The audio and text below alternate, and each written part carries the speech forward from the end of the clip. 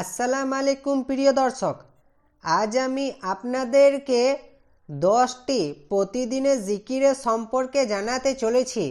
এদের কি ফজিলত রয়েছে সেগুলো আপনারা জানতে পারবেন, তাই এই ভিডিওটি সম্পূর্ণ দেখতে থাকুন। চলো ভিডিওটাকে শুরু করা যাক।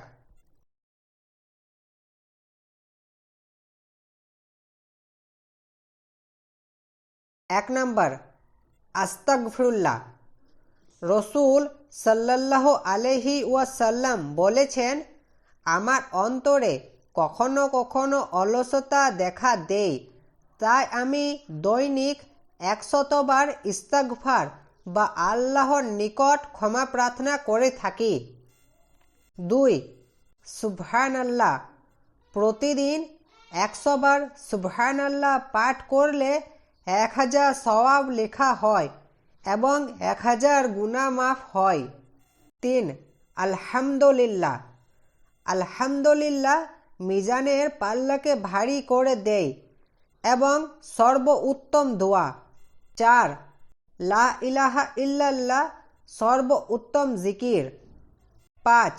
আল্লাহু আকবার।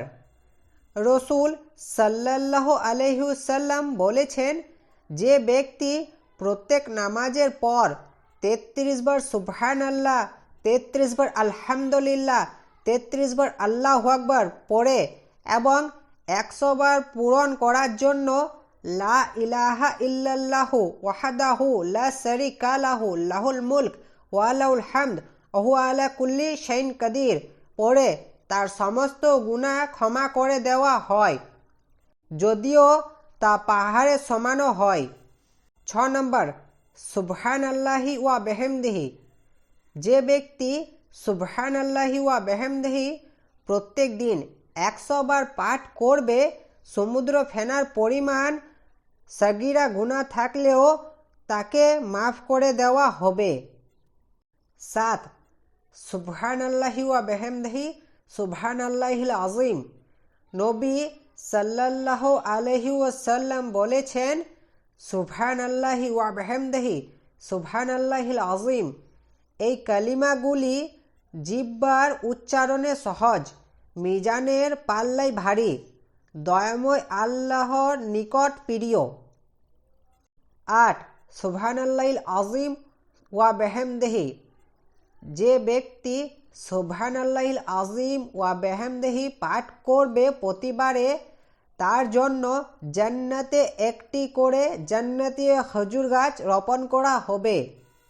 9.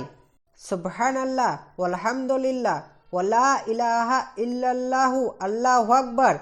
এই কালিমাগুলি আল্লাহর নিকট অধিক প্রিয় এবং নবী সাল্লাল্লাহু আলাইহি ওয়াসাল্লাম বলেছেন, পৃথিবীর সমস্ত জিনিসের চাইতে আমার নিকট অধিক প্রিয়। 10. লা হাওলা ওয়ালা কুওয়াতা ইল্লা বিল্লাহ। নবী সাল্লাল্লাহু আলাইহি ওয়াসাল্লাম বলেছেন, লা হাওলা ওয়ালা কুওয়াতা ইল্লা বিল্লাহ হচ্ছে জান্নাতের গুপ্ত ধন সমূহের মধ্যে একটি গুপ্ত ধন। আশা করি প্রিয় দর্শক, আপনারা এই জিকিরগুলি বুঝতে পেরেছেন। আল্লাহ যেন আমাদের সবাইকে এই জিকিরগুলি প্রতিদিন করার তৌফিক দান করুক, আমিন। প্রিয় দর্শক, আজকের জন্য এতটাই। ইনশাআল্লাহ আরেকটা ভিডিও নিয়ে আপনাদের সঙ্গে আবার সাক্ষাৎ হবে।